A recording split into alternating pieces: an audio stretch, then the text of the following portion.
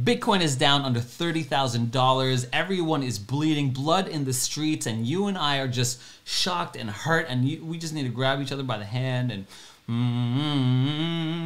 just kind of go through this, wade through this together. And this is what I think is the best solution for that I could come up with.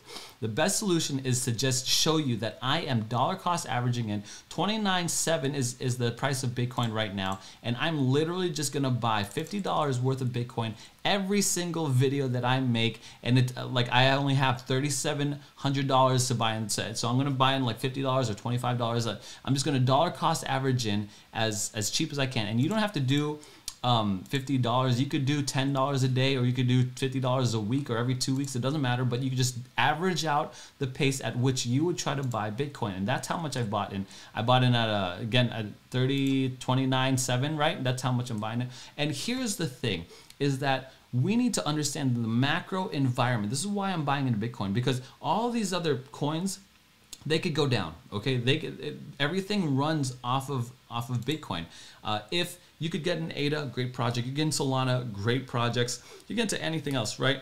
Besides Terra, right? You can get into these other projects, great projects, but no one is moving unless Bitcoin moves, okay? Unless Bitcoin decides that it's not going anywhere, none of these other projects are going anywhere. ADA cannot move unless Bitcoin moves. This is just the fact, right? Bitcoin controls the crypto market, okay? But if Bitcoin moves up, who knows if Terra, or if ADA or Solana can move up. And speaking of Terra, everyone's wondering what Terra Luna's doing out here, just hanging out at $1, taking a 90% hit. And I really feel real bad for people who are sitting at 116 just about a month ago of a Terra Luna, and then the depegging of their UST. I mean, this is crazy. Well, and there's people making all kinds of videos about it. I don't know much about it, honestly. I'm out here trying to understand like what Do Kwon is talking about with his peg and deep peg and all this kind of stuff. All this is happening. Honestly, it's too much for me to understand. Okay, I'm just being honest. You could read through this. I'm not trying to understand. I have no stake in Terra, no real desire to it. But here's what I do understand, is that there's this theory going around that BlackRock and Citadel are manipulating the price, selling Bitcoin at a cheap rate to Do Kwon, and then just kind of manipulating this price. However that works, if it's true or not, I don't know. But here's what I do know, okay? That there is a macro environment, that there's these manipulative forces on you and I to just reduce our purchasing power, reduce the amount of money that we could have. Like, who pays for an inflation more? Who put most is people like you, regular people like you and me, not the millionaires and the billionaires. Okay, like these guys, those guys, they have their own ways to protect themselves. But you and I, we're just struggling to pay twice as much for eggs. I'm about to have, like I said, I'm about to have myself a chicken coop right here in this closet. So what I'm looking at right now is I'm seeing just a whole bunch of FUD in the market right now. MicroStrategy falls 24% as Bitcoin inches closer to its margin call. So first of all, every stock is crashing. Okay, so you ain't gotta like, only MicroStrategy is falling. And then they're saying it's a margin call level of 21,000. So whoever wrote this thing and whoever's spreading this FUD is ridiculous, because they're saying in March MicroStrategy took a $205 million Bitcoin collateralized loan. Okay, but they don't mention the collateral that they have to maintain here. So Michael Saylor comes out and he says, like, this is Twitter, he says, MicroStrategy has a 205 term loan that needs to maintain $410 million as collateral. Okay, MicroStrategy has a 115,100 Bitcoin that it could pledge.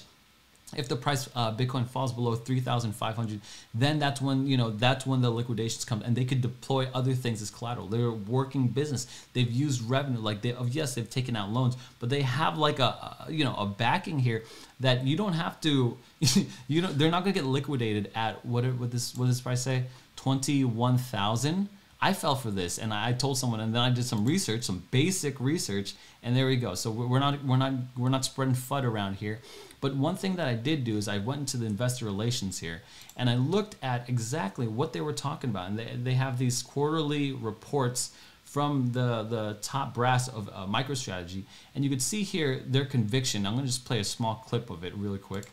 Net of fees and expenses, we have not sold any Bitcoin. You have not sold any Bitcoin, and that's good news, right? Because not selling any Bitcoin, they're holding to their valuation. Market value of the company's Bitcoin holdings $5.9 billion alone by itself. So that's what we're looking at. And if we look to Michael Saylor himself, he's going to explain the different forces that are pressuring it and the need for self-sovereign storage of value and wealth. And he explains that in this clip.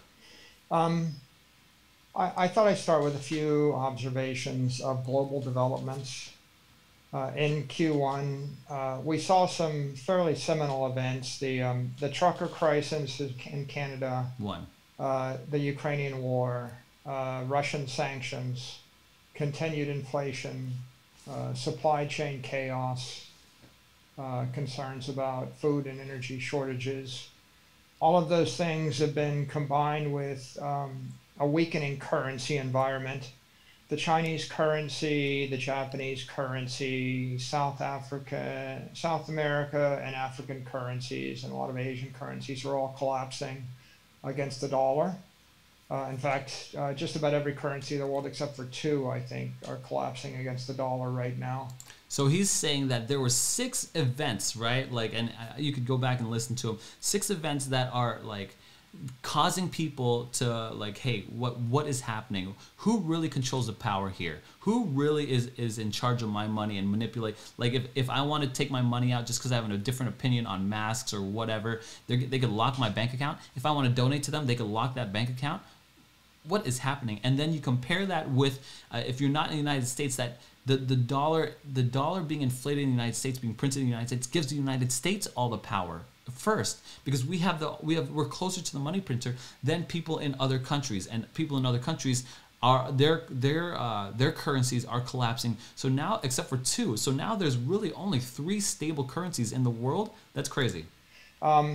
This is creating a very challenging macroeconomic environment. You say that again. It's going to continue to create uncertainty and challenges for all businesses. People like you and me. I think that it has had the impact of increasing awareness of and the understanding of the need for a digital asset like Bitcoin.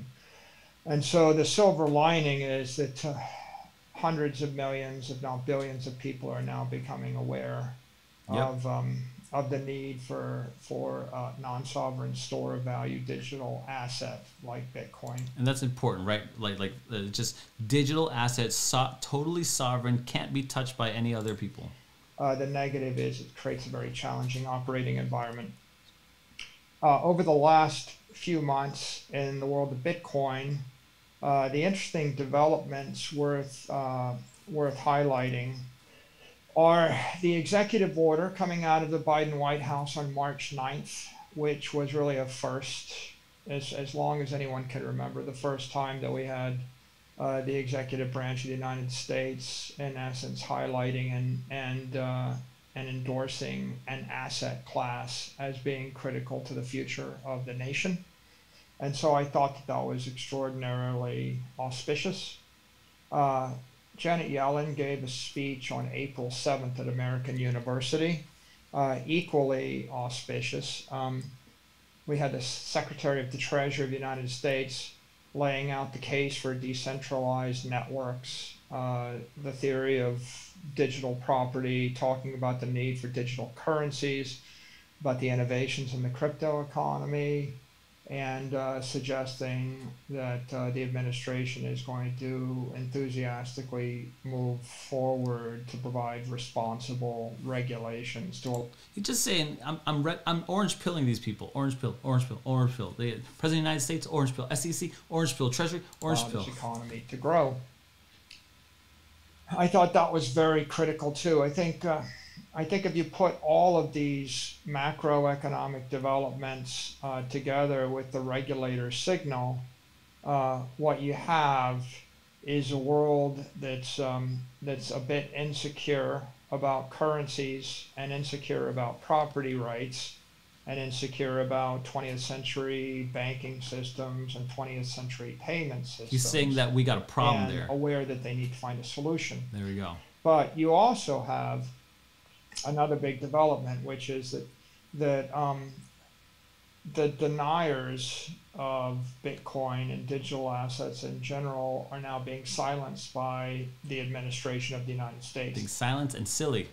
One of the early crippling criticisms was this is just a Ponzi scheme, or this is intangible, or there's nothing here. Nothing backed by it. And I think that with now the head of the SEC, the head of Treasury, the President of the United States, acknowledging that there is something here and it's an important priority for the entire government, I think that really isolates the deniers, and if not making them look silly at this point, because it's pretty clear that 250 million people know that there is something here, and it's growing like wildfire. And it's pretty clear that the government recognizes this.